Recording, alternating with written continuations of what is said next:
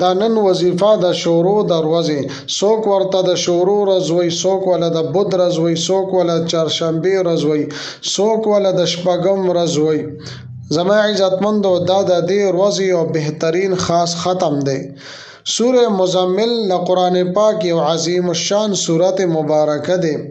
دستاسو چې کوم قسم حاجت وي، ناممکنه حاجت ولی نوي، ان شاء الله تعالی الله تعالی بستاسو دا حاجت پوره کی.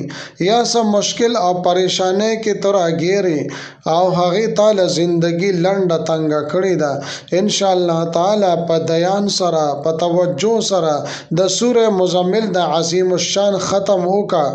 ان شاء الله تعالی الله جل شانه و دغه پریشانی، دغه مشکل او دغه مصیبت به ختم کی. ستاسو زندگی به د دغه مصائب، پریشانو او مصیبتونو نه په امن کې شي. دا وظیفه تاسو کوي ان شاء الله تعالی. بیا خپل زندگی ته وګورئ چې الله رب العزت به تاسو ته څنګه د آرام او د سکون زندگی به در نصیب کړي. بسم الله الرحمن الرحیم. السلام علیکم ورحمت الله وبرکاته. ټول تعریفونه دغه الله د پاره دي چې مالک د ټول کائنات ته، او درود دی وی په محمد مصطفی احمد مجتبی امین علی وحی السما باندې. عزتمندو زیم مفتی شاهین شاه او تاسو ګورئ زما یوټیوب چینل مفتی شاهین شاه حقانی. امید لرم چې روغ جوړ بیاي. الله کریم مو د هر قسم تکلیفونو نه، مصیبتونو نه، پریشانونو نه محفوظ ساته. زما عزتمندو دا نننه وظیفه د سوره مزمل یو خاص او عظیم الشان وظیفه او ختم دی. که تاسو دا وظیفه کول غواړئ او ځان په پویا کول غواړئ نو دا ویډیو اخیره پورې وګورئ او سکپ کوئ ما. او که تاسو په اول ځل باندې زما دا ویډیو ګورئ او چینل مو سبسکرایب کړی نه نو چینل ضرور سبسکرایب کړئ. ورسره د ټاله والا نشان تاسو دباو کړئ او سلیکټ آل کړئ د دې لپاره چې د هر ویډیو نوټیفیکیشن تاسو له ملایويږي. ځکه چې زما عزتمندو په دې چینل کې زه تاسو ته هر قسم اسلامی معلومات، وظایف وغیرہ راوړم. دینه علاوه زما عزتمندو تاسو ما ته سرای یا مشوره راکول غواړئ نو لاندې په کمنټ کې تاسو خپل مسله ولیکئ. ان شاء الله تعالی تاسو له په مناسب وخت باندې ریپلی درکولی شي. زما عزتمندو د یو کس حاجت ولی نوي، ناممکنه حاجت ولی نوي او انسان د هغې د پوره کولو نه عاجز وي. یو انسان سکه کټول انسانان هم را جمع شي او ستا حاجت داسې وي چې هغه د چا د پوره کولو نه وي. که ټول خلک را جمع شي ستا حاجت نشي پوره کولی، یو ناممکنه حاجت وي. هم د دې دپاره زما عزتمندو تاسو د سوره مزمل د عظیم الشان ختم وکړئ. سوره مزمل د قرآن پاک یو سورت دی په تبارک الذی سپاره کې، یعنی یو کم دیرشمه سپاره کې دا سورت مبارکه موجود دی.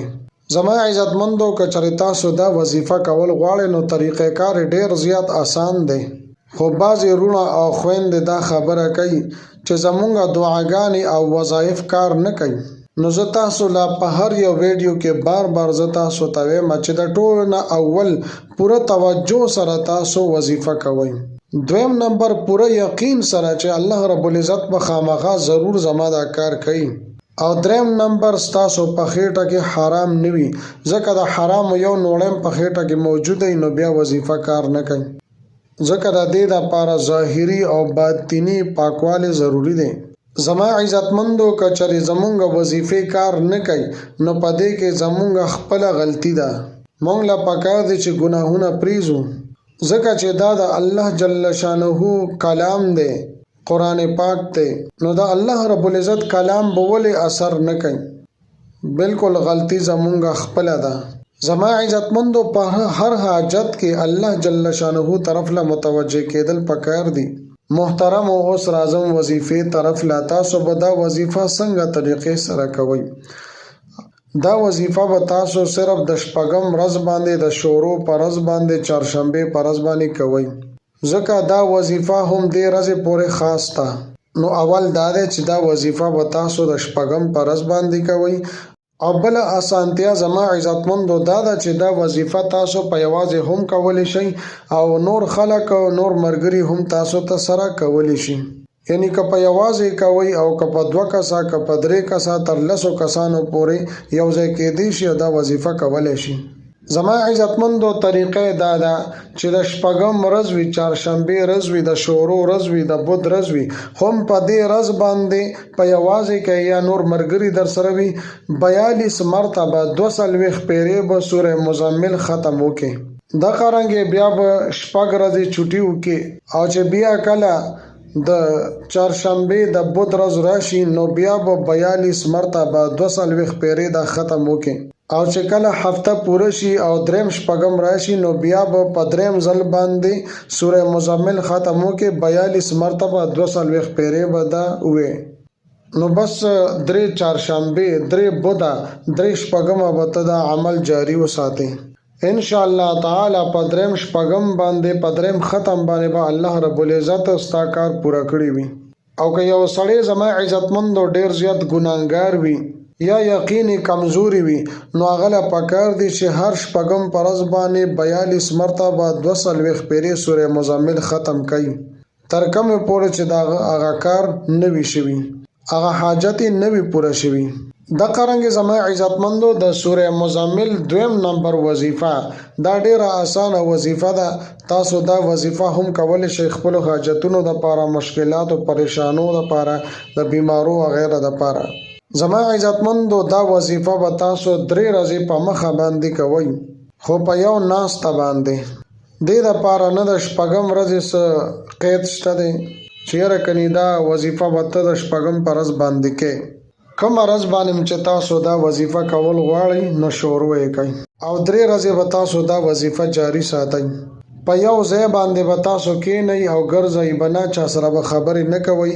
اول به 11 پیرې درود پاک وې، هغه درود پاک چې مونږ په مونږ کې وایو اللهم صل علی محمد وعلى آل محمد تر اخره پورې.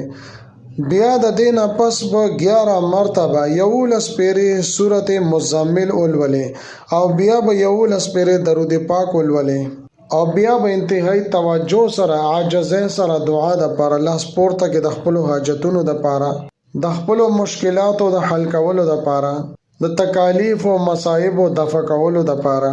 العرض د تاسو چې کومه مسله وي دا غي د پاره الله رب العزت نه دعا وغواړي. نو 3 ورځې به تاسو مسلسل د سوره مزمل دا ختم وکړئ. په لومبۍ ورځ باندې 11 مرتبه 11 پیرې درود شریف، 11 پیرې سورته مزمل او 11 پیرې بیا درود شریف.